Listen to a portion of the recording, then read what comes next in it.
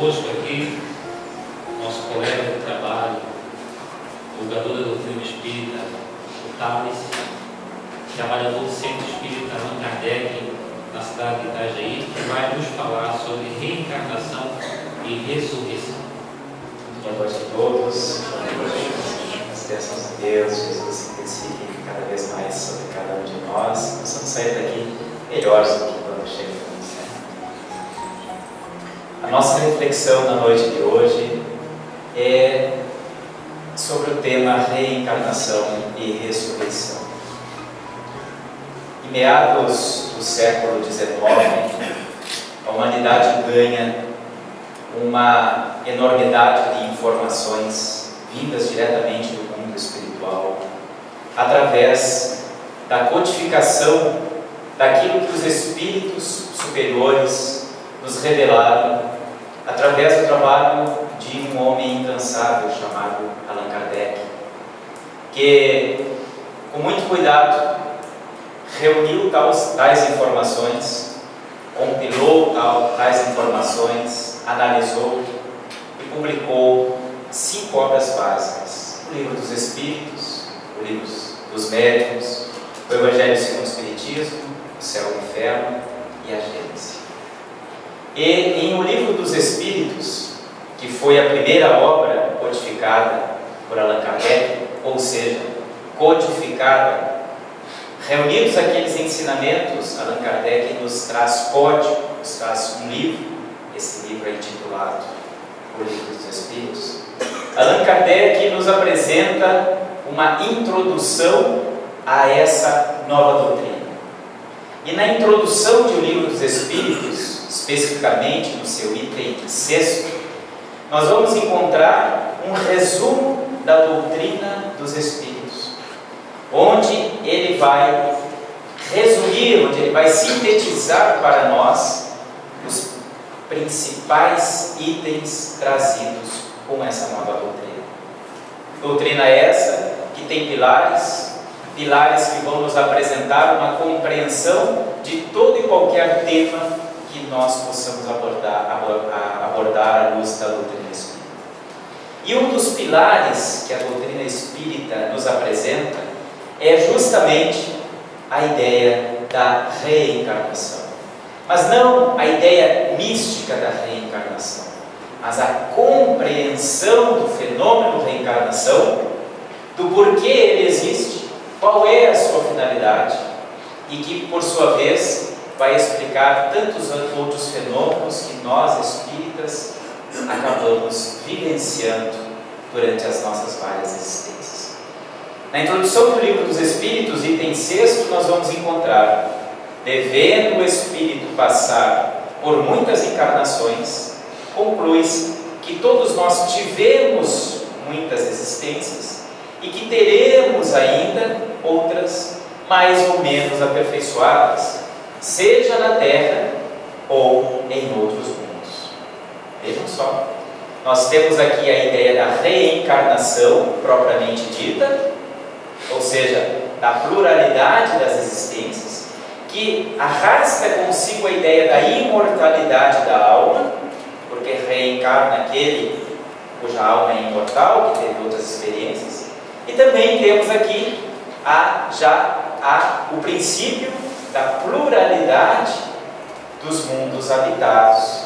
Por quê? Porque as reencarnações não vão estar vinculadas a determinados orbes. Por quê? Porque na casa de meu pai há muitas moradas. Ou seja, partindo do princípio lógico que na obra de Deus não existe nada na criação que não tenha uma finalidade, vamos nos deparar com um sem número de astros celestes, de estrelas, de planetas que tem que ter uma finalidade na obra de Deus. E a doutrina espírita vai nos trazer um relato que esses astros também são moradas de espíritos que, como nós ora ocupamos o planeta Terra para nos desenvolver, são também casas, são também moradas para o desenvolvimento de espíritos. E nós, embora estejamos reencarnando hoje no planeta Terra, poderemos reencarnar, vir a reencarnar em outros mundos, assim como poderemos já ter começado a nossa jornada encarnatória em outros mundos que tenham sido capazes de nos acolher naquele estágio em que nos encontramos. Então, se queremos saber um pouquinho mais sobre os princípios da doutrina espírita, nos socorramos ao item 6º da introdução do Livro dos Espíritos. Se queremos indicar para alguém como conhecer um pouquinho melhor a doutrina espírita a partir do conhecimento dos seus princípios, indiquemos o item 6º de O Livro dos Espíritos. Mas a pergunta que não quero calar é: foi a doutrina espírita que inaugurou a ideia da reencarnação? Foi a partir então de meados do século XIX que surgiu para a humanidade terrena a ideia dessa pluralidade de existências? Sabemos que não.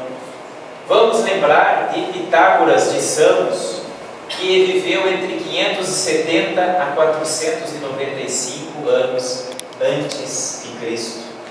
Esse filósofo matemático grego, que já nos falava da metempsicose, que é o fenômeno, que é a ideia de admitirmos que temos várias encarnações.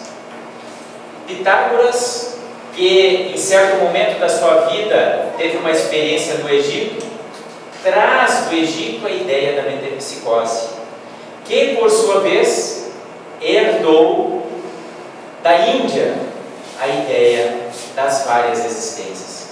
A Índia milenária, a Índia, a civilização mais antiga que nós temos conhecimento, já trazia a ideia de que é ilógico a existência única e que nós, almas imortais, vamos voltar tantas vezes quantos forem preciso para que nós atinjamos determinado grau na nossa caminhada espiritual. Então Pitágoras traz para o mundo ocidental, traz para a Grécia a ideia clara, a teoria clara da metempsicose, que é essa ideia então do retorno da alma imortal a um novo corpo. Allan Kardec, numa obra não tão conhecida pelos espíritas, Instruções Práticas sobre as Manifestações Espíritas, reúne um vocabulário de termos e expressões neste livro, e uma delas nos explica o que é a teoria da metempsicose, e nos fala que, pela teoria da metempsicose, a alma imortal, morrendo o corpo físico, ela vai para o mundo dos mortos, ela vai para o mundo espiritual, e lá aguarda uma oportunidade de reencarnar novamente, mas num corpo de um homem ou num corpo de um animal. Essa era a crença que se tinha como metempsicose. Allan Kardec, comentando na sua obra sobre a metempsicose, vai nos falar da incoerência dessa teoria diante da lei do progresso, diante da lei de evolução. Por quê? Porque a alma que já foi capaz de animar um corpo humano já atingiu um grau incompatível com a de um corpo animal. Portanto, estagiar em um corpo animal é uma fase anterior ao momento em que o espírito começa a estagiar num corpo humano, e retroceder para isso seria violar uma das leis divinas, que é a lei do progresso. No capítulo 5º do Livro dos Espíritos, cujo título é Considerações sobre a Pluralidade das Existências, Allan Kardec vai então tecer um longo comentário sobre a questão da metempsicose, que era estudado naquela época, embora começado lá 500 anos antes de Cristo, por Pitágoras, no nosso mundo ocidental. Allan Kardec, em meados do século XIX, também tinha conhecimento que muitas pessoas admitiam essa teoria, e portanto dedica um longo texto falando sobre essa incoerência, mas tão somente quanto ao aspecto de um retorno a um corpo animal, e não sobre o aspecto da pluralidade das existências propriamente dita. Mas o que é interessante para nós, herdeiros de uma cultura judaico-cristã, é percebermos que os hebreus, muito antes de Cristo, admitiam a ideia da reencarnação, com outros nomes, mas admitiam a ideia de que a alma imortal voltaria tantas vezes. E não só admitiam a ideia do retorno à carne, mas também era tranquilo para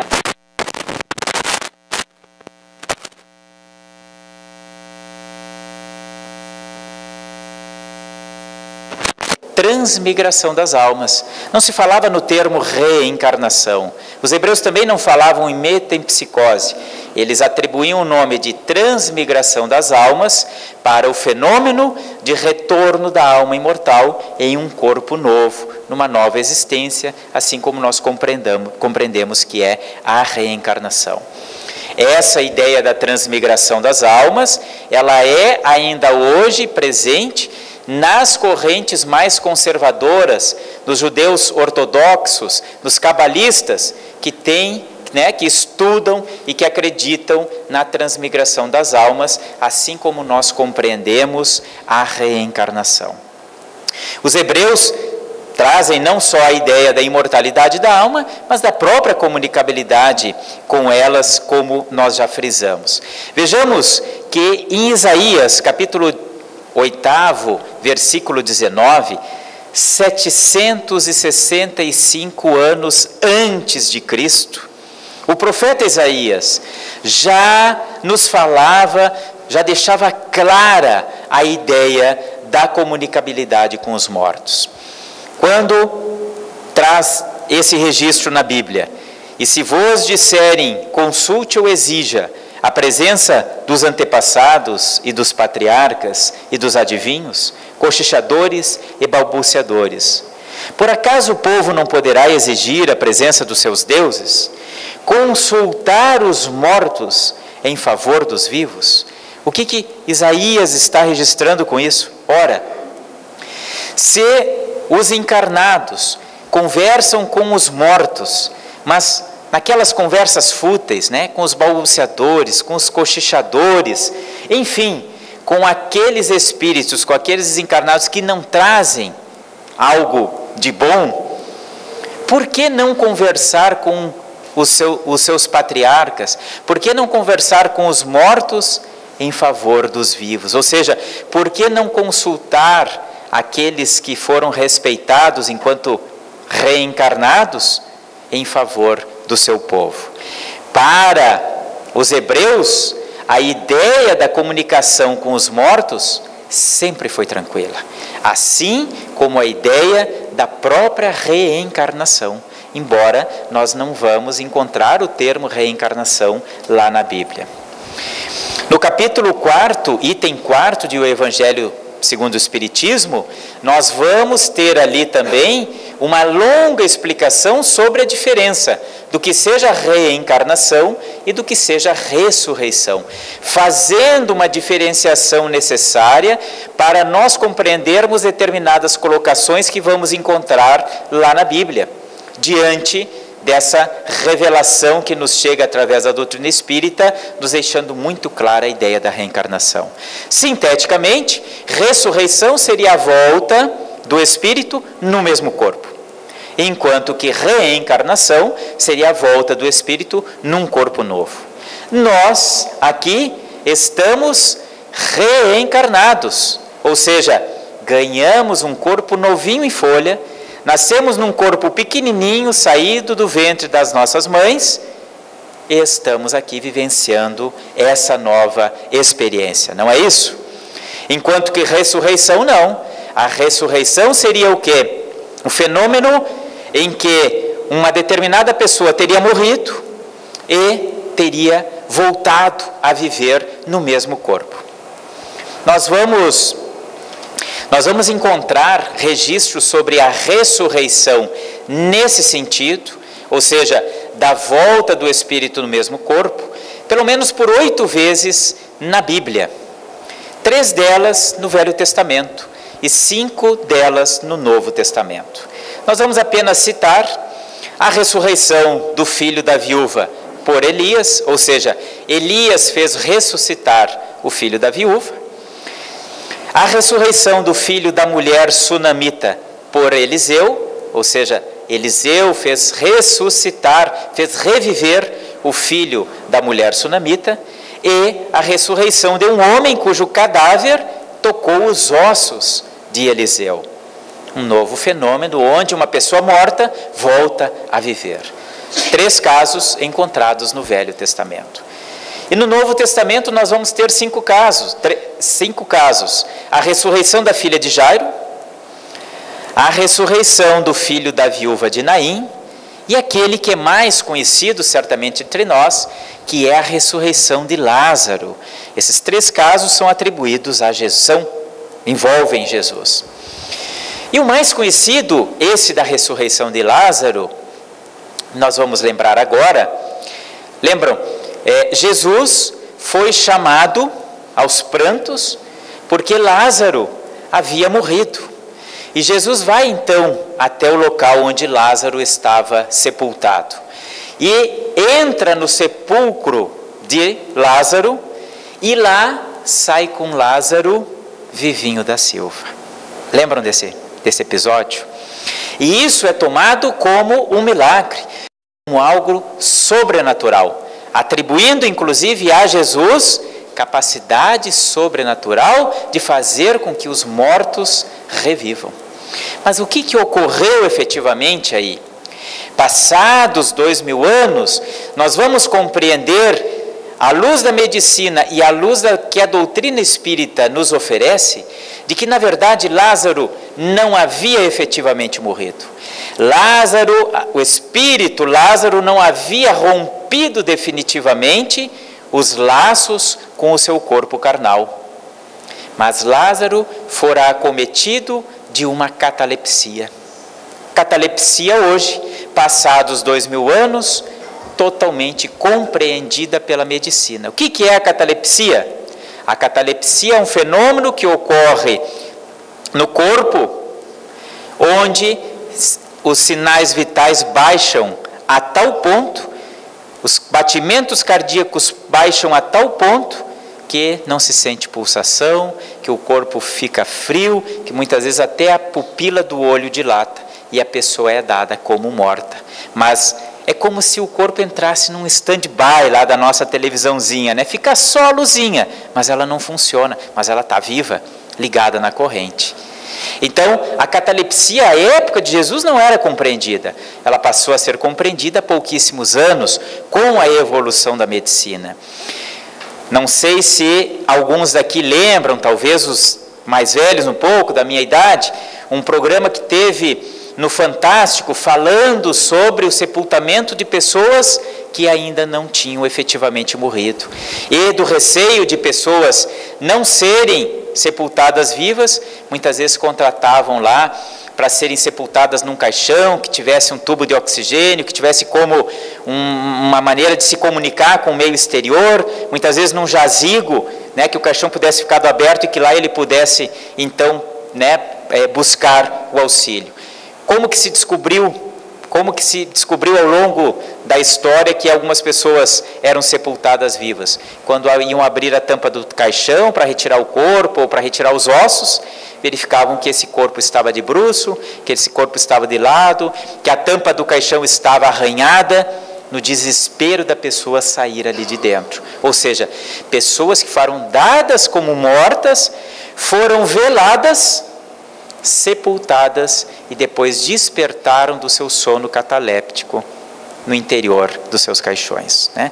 Hoje, a medicina já alcançou um estágio tal que ela consegue verificar efetivamente, né, se houve efetivamente o fenômeno morte. Mas, até atingirmos essa conquista, infelizmente, muita gente passou por essa triste experiência. E Jesus sabia disso. Jesus, espírito puro, que já era aquela época, percebeu o fenômeno pelo qual Lázaro passava e adentra o sepulcro de Lázaro e lá com a sua energia faz Lázaro simplesmente acordar daquele estado que estava e sai com Lázaro de braços dados. Então vejam só, aquilo que nós atribuímos como uma ressurreição, ou seja, uma revivência do espírito num corpo que já morrera, na verdade, não é exatamente assim que funciona, porque a ressurreição, em todos esses 8 casos, está ligado a situações em que não houve efetivamente a morte, mas sim um estado fisiológico, um estado da saúde humana daquelas pessoas e que permitiram que elas acordassem daquele efeito que lhes dava a aparência de mortos. Os 2 casos faltantes envolvem Pedro e Paulo, né? A ressurreição de Tabita, realizada por Pedro, e a ressurreição de Eutico, realizada por Paulo. Os 2 apóstolos, né? Aqueles 2 grandes espíritos que inauguraram então a divulgação da doutrina cristã, da ideia cristã do cristianismo.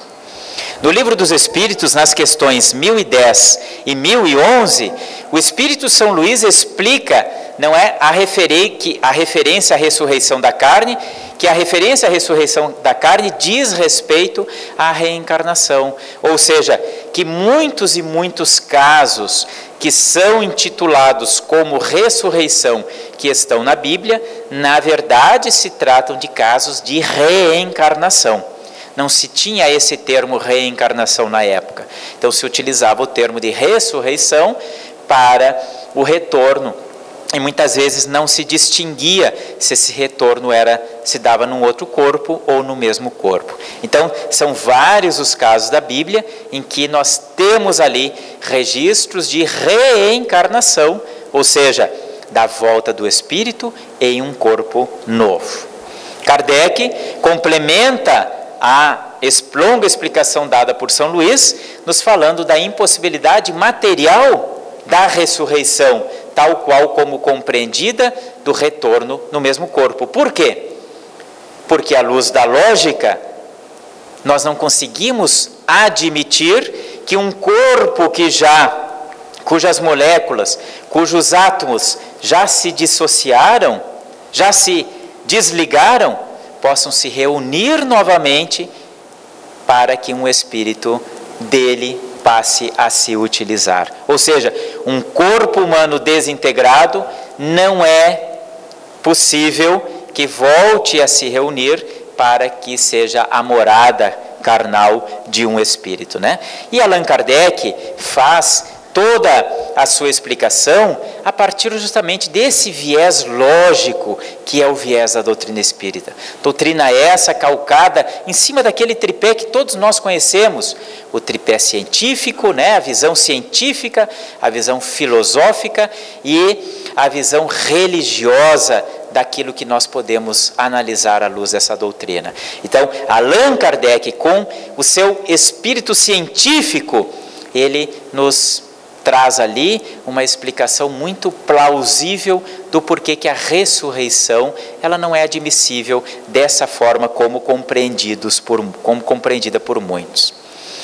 Mas nós precisamos ainda, não é, para nos certificarmos mais, de forma ainda mais profunda, sobre a compreensão que os hebreus já tinham à época de Jesus sobre a reencarnação. Vamos lá, vamos nas próprias experiências, nos próprios fatos que envolveram Jesus. Vejam só nessas passagens, nessa passagem anotada por Mateus e por Marcos. Jesus pergunta aos seus discípulos: quem dizem que eu sou? E eles lhe responderam: dizem uns que és João Batista, outros que és Elias, outros que és Jeremias, ou alguns dos profetas. Vejam só, os discípulos de Jesus respondem a ele. Jesus pergunta: quem dizem que eu sou? O que vocês compreendem que eu sou? E eles dizem: uns dizem que tu é o Elias. Elias, o profeta Elias, que tinha vindo há muitos anos antes de Jesus e que voltaria, conforme está nas Escrituras. Uns dizem que tu és o Elias. O Elias como? Reencarnado. Outros dizem que tu és João Batista, que também já tinha morrido. Outros dizem que tu é o profeta Jeremias ou algum dos outros profetas. Para os discípulos, essa era uma ideia comum, a ideia da reencarnação. Tanto é que não houve nenhuma dúvida em responder isso para Jesus. Mas é o próprio Jesus que ratifica a ideia da reencarnação. E nós temos isso de uma forma claríssima nesta passagem. Seus discípulos então o interrogaram desta forma: por que dizem os escribas ser preciso que antes volte Elias? E Jesus respondeu: é verdade que Elias há de vir e restabelecer todas as coisas, mas eu vos declaro que Elias já veio e eles não o reconheceram. Tanto é que mataram João Batista, não é? Que era a reencarnação de Elias, porque não compreenderam que ele era a reencarnação do profeta que tinha sido anunciado nas Escrituras. É Jesus que ratifica, que assina embaixo, que nos dá a assertiva dele sobre o processo reencarnatório. Jesus não inventa uma nova teoria aqui. Jesus fala a mesma linguagem do povo hebreu, faz a mesma linguagem do povo judeu, que já tinha noção da reencarnação de uma forma muito clara. Isso era muito tranquilo para eles. Mas fica então o questionamento. Se nós que viemos dessa cultura judaico-cristã, por que nós temos aqui, principalmente no Ocidente, a ideia de que a reencarnação não existe para muitas religiões? Por que muitas religiões não admitem a ideia da reencarnação? Por que muitas religiões admitem que há somente uma existência? Que a alma que tem essa existência, que não existe uma experiência anterior e que depois vai para o céu, vai para o inferno, enfim, vai para esse ou para aquele local. Por quê? Se isso lá, né, como a gente viu em Isaías, 765 anos antes de Cristo, por que se isso era comum à época de Jesus?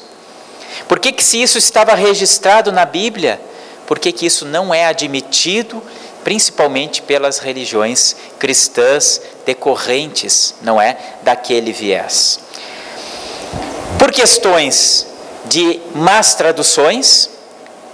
Ao longo da história nós tivemos aí várias formas de traduções e que implicaram grandes dificuldades. Hoje é fácil a gente traduzir um documento, né?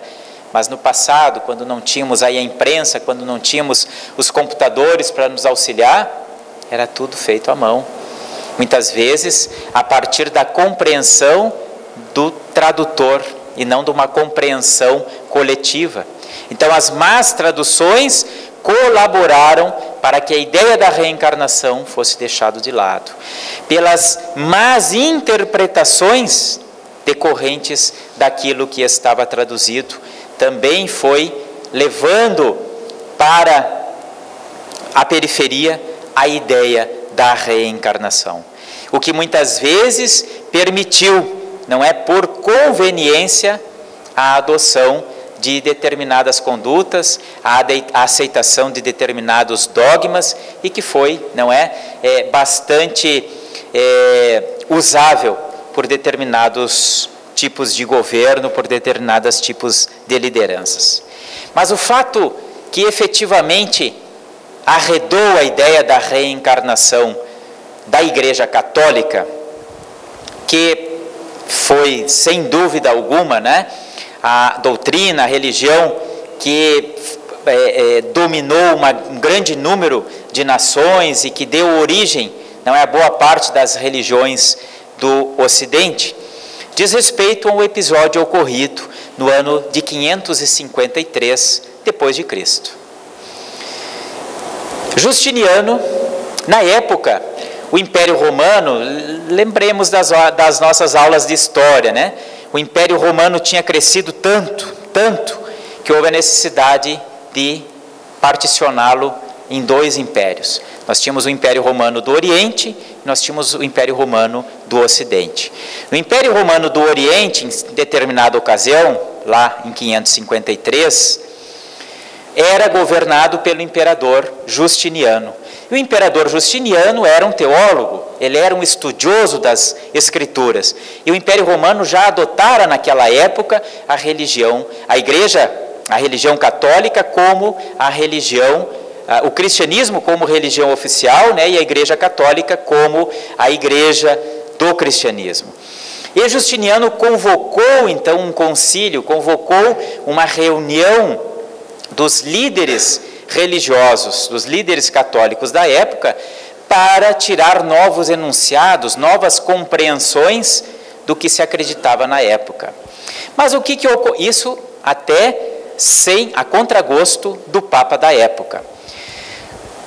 Justiniano era casado com Teodora, e Teodora, na sua juventude, ela não era da nobreza, ela teve uma vida de exercício da prostituição. Casou com Justiniano, foi para a nobreza, enfim, mas aquele passado a acompanhava, porque as prostitutas tinham orgulho de dizer que a imperatriz também tinha sido prostituta. E isso magoava demais Teodora. Teodora, com raiva, manda matar todas as prostitutas da época. E foram mortas centenas de prostitutas. O povo que acreditava na reencarnação, que compreendia a reencarnação, ou seja, a volta da alma imortal, e também tinha uma clara concepção do karma, na época eles entendiam por esse nome, karma, né? Nós vamos entender aí, lei de ação e reação, enfim, começavam a acusar Teodora de que ela voltaria a reencarnar, de que ela voltaria a viver, não é? Ter outras existências, e que pagaria pelas mortes que ela promoveu. Ela, aterrorizada com isso, encontrou uma solução. Qual é a solução? Vou abolir a reencarnação. O que ela faz? Convence Justiniano, e aí a gente vê que as mulheres já mandavam nos maridos já naquela época, né? Isso é antigo. E Justiniano, então, insere um enunciado no segundo concílio de Constantinopla. Ou seja, ele reuniu os líderes religiosos, tirou novos enunciados, novos princípios que iriam orientar, então, a Igreja Católica, e inseriu ali a extinção da reencarnação,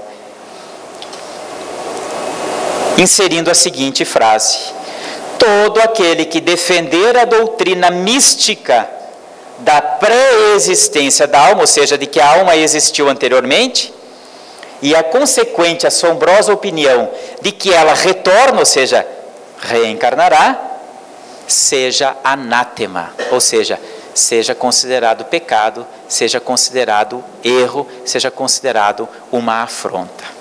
A partir do ano 553, a Igreja Católica, então, admite apenas a existência única da alma. Ou seja, ele vai existir enquanto ser encarnado apenas uma vez. Dali ele vai ter o seu destino para o céu, para o inferno, para o purgatório, enfim, para outras zonas aí que, né, foram alterando muitas vezes ao longo dos séculos. Então vejam que por uma conveniência individual se mudou toda uma concepção, se afastou uma compreensão que é natural no ser humano, porque o ser humano, a partir do momento em que ele teve condição de refletir sobre a sua situação atual, perguntando: por que eu estou aqui? Por que eu vivo determinadas situações? Tentando encontrar uma razão lógica disso, ele vai começar naturalmente a perquirir que deve ter havido um antes e terá que ter um depois. Porque somente isso explica, somente isso dá lógica às diversidades de experiências que os homens e mulheres que aqui reencarnam acabam vivenciando. Somente isso, nada mais, nenhuma outra explicação nos é conveniente. E isso, muito antes de Cristo, o ser humano naturalmente foi desenvolvendo essa concepção, que é a concepção da pluralidade da existência, e que foi cortada formalmente em 553 da nossa era. Essa explicação, esse relato está muito bem detalhado nessa obra, analisando as traduções bíblicas desse grande estudioso encarnado que nós temos no movimento espírita, o Severino Celestino da Silva, cujo material não é bibliográfico, cujo material em vídeos no YouTube, entrevistas, palestras, nós encontramos à disposição. E ele é um estudioso que busca lá, nas traduções mais remotas, mais fidedignas, trazer uma tradução que tenha uma coerência com o que efetivamente aquilo queria dizer. Porque o que nós tivemos? Traduções que eram convenientes, traduções que atendiam determinadas ideologias. E ele vai lá na raiz. O Severino Celestino, ele é tão respeitado que ele participa de grupos onde existem estudiosos de outras religiões que também pesquisam as traduções bíblicas para encontrar a tradução, a versão mais fidedigna. E o Severino Celestino nos traz esse relato, né, envolvendo Justiniano, Teodoro e o Segundo Concílio de Constantinopla. Mas surge um fato histórico muito interessante de nós compreendermos também, que a partir da ideia lançada por Teodora e implementada pelo seu marido, o imperador Justiniano, que exclui a reencarnação dos princípios da Igreja Católica. Bom, aqui eu preciso fazer uma pontuação muito especial, muito especial. Vejam que quando nós citamos a Igreja Católica, nós estamos falando de uma instituição daquela época. 500 anos antes de Cristo, 1500 anos atrás, né, da nossa era atual, que era outra instituição, completamente diferente da Igreja Católica que nós temos hoje, que é uma instituição maravilhosa, que faz muito bem, não é, que exalta a religiosidade, que visa trazer as palavras do Cristo para todos nós e que faz tão bem, que fez tanto bem já na história da humanidade. É uma igreja que vem se renovando à frente aí desse espírito maravilhoso que não é o Papa Francisco, que vem ainda implementando ainda mais, não é, a adequação da Igreja Católica aos tempos modernos, vencendo até alguns dogmas que eram cláusulas pétreas na Igreja Católica. Então, era outra instituição, era uma instituição que há 1500 anos, ela se confundia com o poder, com o reinado. Nós tínhamos o quê? Nós tínhamos o governo de um rei, de um monarca, que ao lado tinha um papa, cujo poder muitas vezes era igual. Então era outra instituição. Então nós não estamos falando aqui pejorativamente a Igreja Católica, que é uma belíssima religião, mas que no passado, por equívoco de alguns dos seus líderes, praticou erros. E por ser uma religião mais antiga, talvez tenha tido tempo de praticar mais erros do que as religiões mais novas, não é? Então é esse o ponto que eu quero fazer, porque admiramos muito qualquer religião que promova o bem, que fale sobre Cristo ou sobre o desenvolvimento de valores nobres. Mas o que aconteceu? Lá naquela época, a exclusão da reencarnação ela foi muito conveniente. Por quê?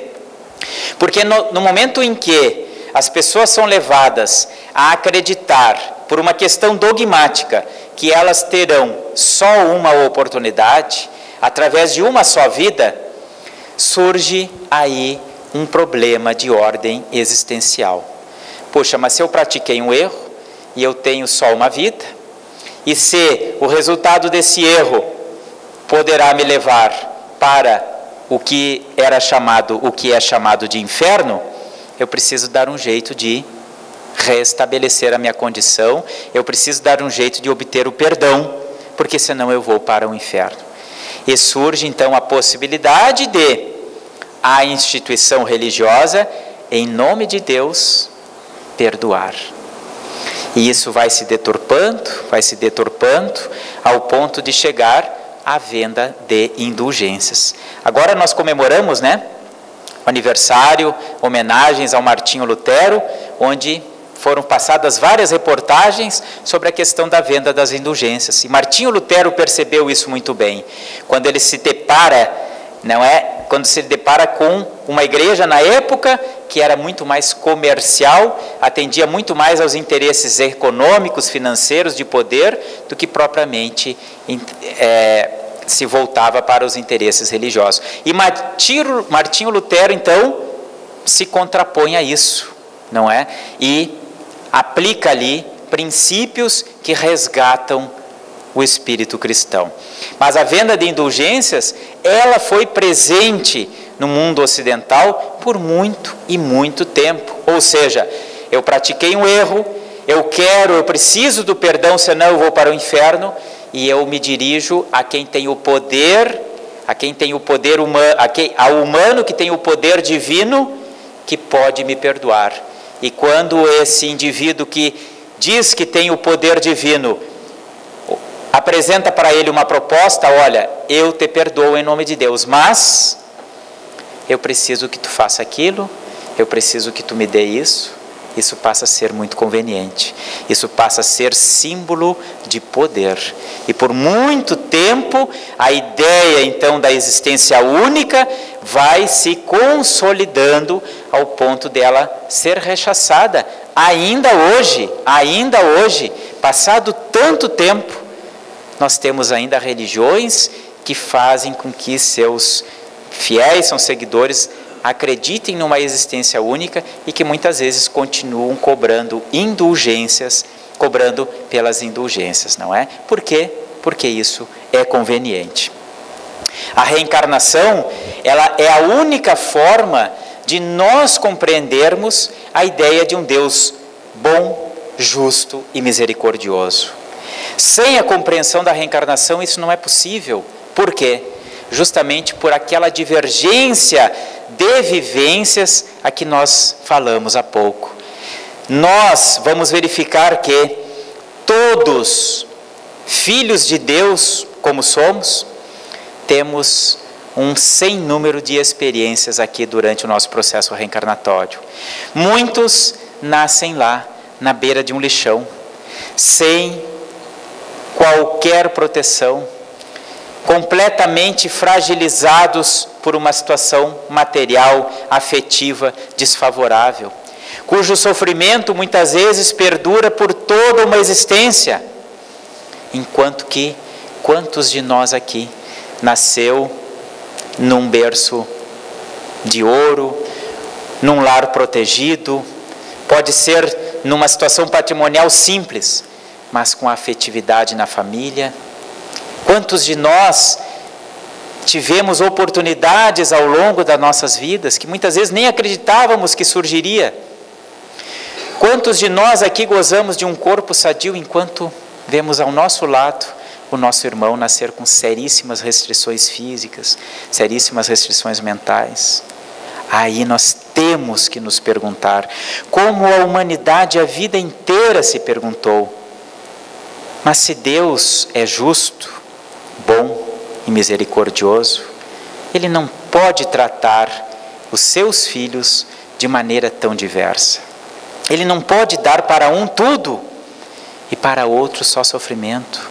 Não existe essa compatibilidade com esses atributos divinos. Não existe. E as leis divinas carregam os seus atributos. Deus governa toda a sua criação pelas suas leis. Ele não é aquele velhinho de barba que governa um a um. Não. Ele lança as suas leis e as suas leis autorregem toda a sua criação. A lei de ação e reação, a lei do progresso, né? a lei de causa e efeito que nós já citamos, a lei do amor, tantas outras leis que nós vamos estudar, aliás, muito bem à luz da doutrina espírita.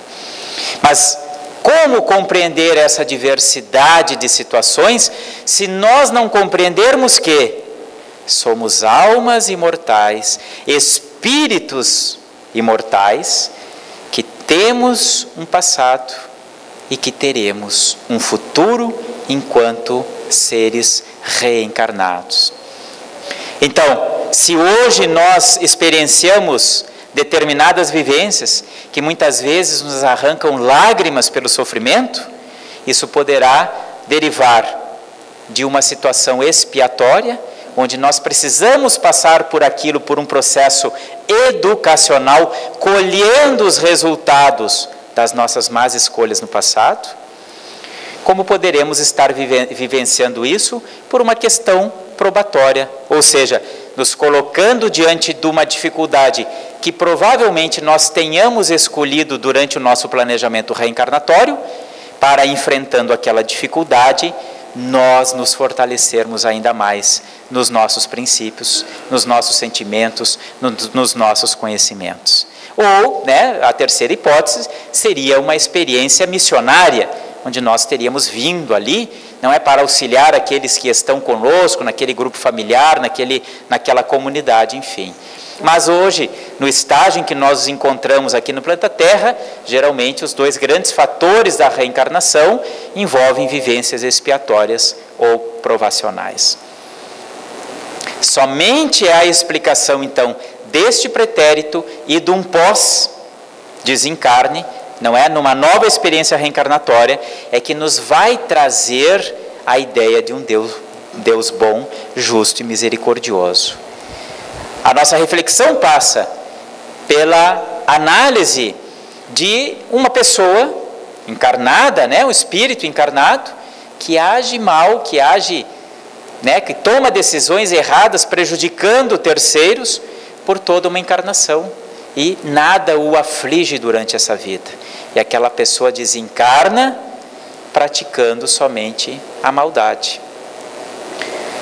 Como admitir um Deus justo se nós não compreendermos que a colheita desses atos virá por um processo natural, não como castigo, mas como um processo educativo em encarnações seguintes? Não é? Então, isso termina também com a ideia de penas eternas, que muitas religiões ainda admitem. Por quê? Porque Deus é justo, Ele é bom e Ele é misericordioso. Então, a ideia de penas eternas, ela fica colocada de lado, porque Deus nos dá sempre uma nova oportunidade. Quando admitimos a ideia de um Deus bom, justo e misericordioso, nós vamos necessariamente fazermos essa ligação com essa lei fantástica que precisa ser compreendida cada vez mais por todos nós, que é a lei de ação e reação. Porque quando nós compreendermos a lei de ação e reação, quando nós introjetarmos a lei de ação e reação, de causa e efeito, nós vamos efetivamente conseguir tomar decisões melhores, abandonando o egoísmo, abandonando o orgulho, que são as duas grandes chagas da humanidade, como está em o Evangelho segundo o Espiritismo. Por quê? Porque nós vamos nos analisar de uma forma mais profunda, percebendo se aquela conduta que não é a ideal, derivada provavelmente do egoísmo ou do orgulho, ela vai levar a uma consequência. No livro O Céu e o Inferno, nós encontramos o Código Penal da Vida Futura, onde em 33 artigos nos é discorrida, em especial, a lei de ação e reação. Onde nós encontramos ali em 33 artigos, é a semelhança de um Código Penal mesmo, onde nós vamos encontrar ali que pela menor infração que nós cometamos, nós iremos responder. Nós iremos responder sempre à medida da nossa consciência. Quanto maior a nossa consciência, quanto maior o nosso conhecimento das coisas e a compreensão disso, maior serão nossas responsabilidades diante das nossas infrações. Ou seja, nós, no momento em que nós compreendemos efetivamente o resultado das nossas ações, mesmo que muito pequenas, nós vamos então naturalmente termos uma mudança de comportamento, uma mudança de hábitos. Por quê? Porque ninguém quer sofrer. Ninguém quer sofrer. O sofrimento não faz parte das nossas conquistas. Ele é um meio para nós atingirmos uma determinada situação, a situação né, que nós vamos adquirir lá quando chegarmos à condição de espíritos puros. Desenvolvermos todos os valores morais possíveis, adquirirmos todo o conhecimento possível, mas isso está lá na frente. O sofrimento, ele é a ferramenta, ele é o aguilhão para que nós muitas vezes sejamos impulsionados pela dor à mudança de comportamento, saindo dessa fase instintiva e indo então para a vivência espiritual plena, não é? Baseada, lastreada nesses valores morais e no conhecimento. Então, à medida que nós vamos compreendendo a lei de ação e reação, nós vamos cuidando os nossas pequenas decisões no dia a dia. Talvez não cumprimentar tão bem aquela pessoa que nós poderíamos encher de luz naquele dia. Talvez não maltratar tanto os nossos membros dentro de casa, aqueles animaizinhos que estão, não é, à nossa volta. Talvez sejamos mais colaborativos para um mundo melhor. Por quê? Porque nós seremos responsáveis não só pelo mal que nós fizermos, mas também pelo bem que deixarmos de fazer. Vejam só, a aplicação da lei de causa e efeito, de ação e reação. Ou seja, eu ter consciência hoje de que eu posso fazer o bem e não fazer, pelo Código Penal da vida futura, nós teremos também a nossa responsabilidade. E a responsabilidade, ela vai implicar no quê? No sofrimento, em dissabores, e ninguém quer sofrer. Então, a compreensão desse Deus justo, bom, misericordioso, que cria leis, dentre delas a lei de ação e reação, nos permite, somente à luz da reencarnação, termos uma amplitude desta compreensão. A compreensão do bem e do mal.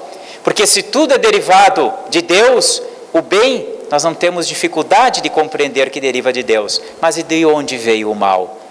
O mal vem justamente das imperfeições dos espíritos, que acabam gerando episódios de sofrimento para si e para aqueles que estão à sua volta. Mas neste processo todo, dentro desta compreensão que Deus é bom, que Deus é misericordioso, e que Deus é justo, é importantíssimo nós lembrarmos também daquilo que Jesus frisou tão bem, né? Daquilo que Jesus evidenciou, não só pelas suas palavras, mas pelos seus atos, que é a lei do amor.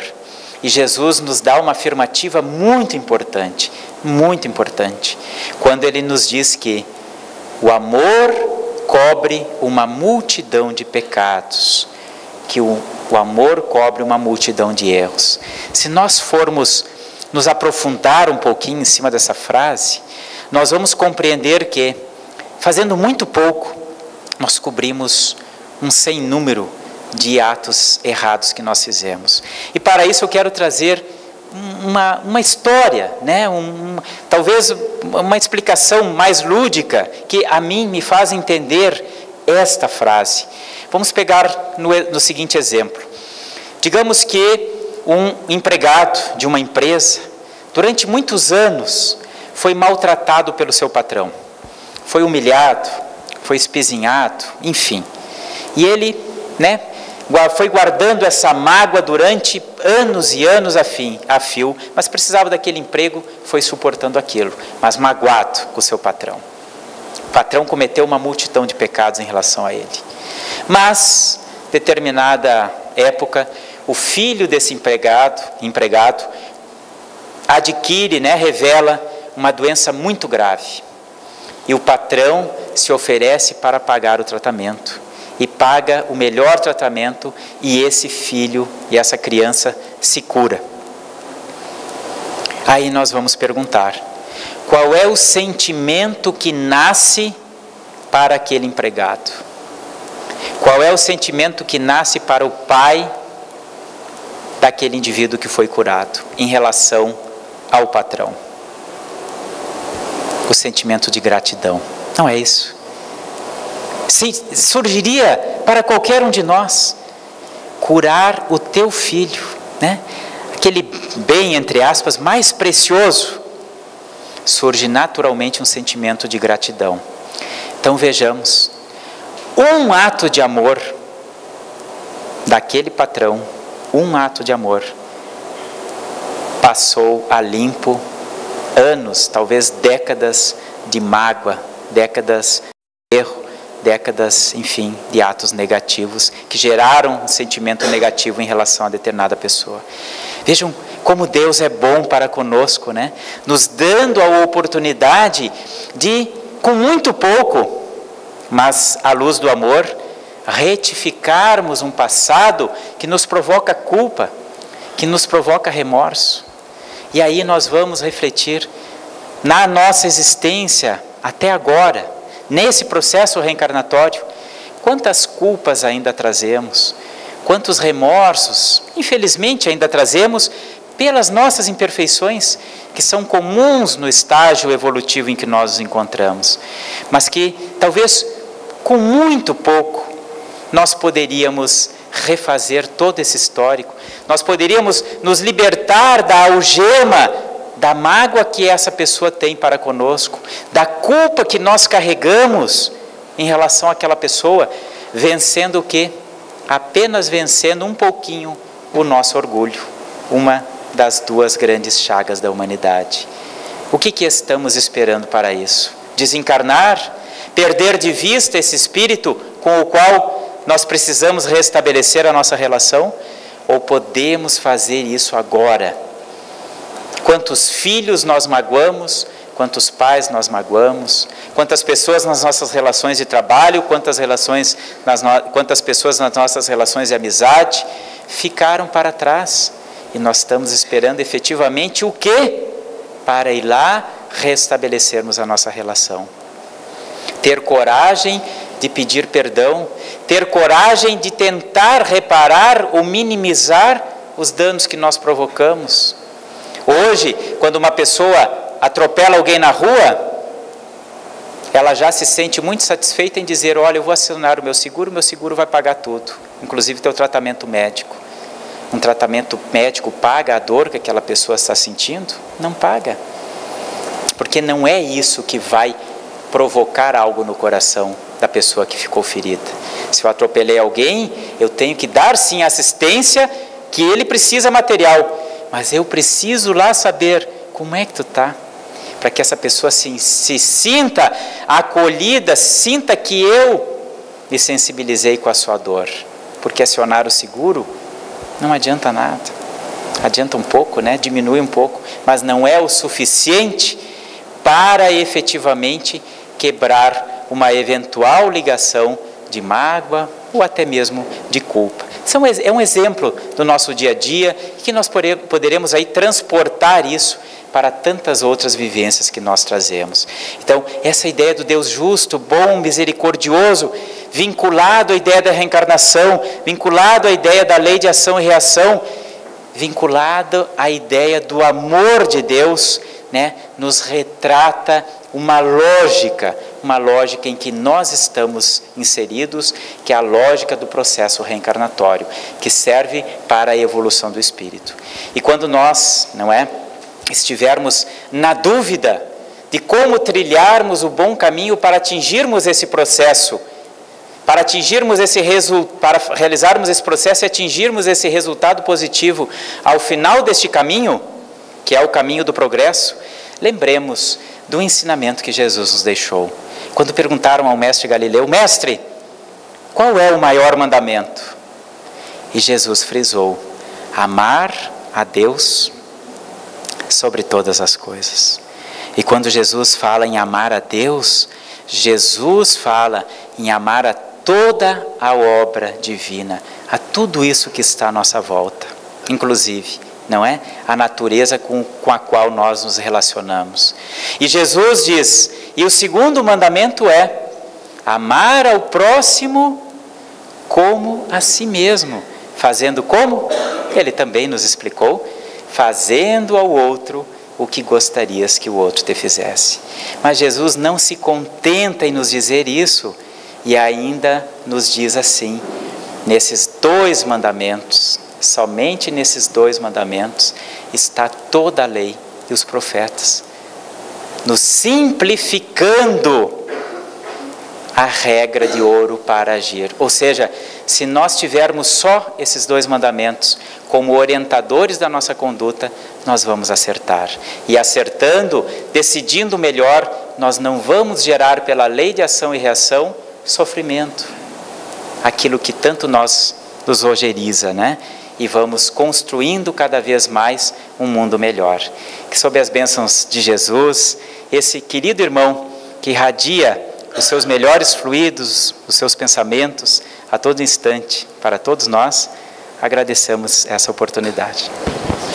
Nós agradecemos ao Thales, de forma tão clara, nos trouxe esse tema que vai contribuir muito a cada um de nós. Nós vamos passando agora já.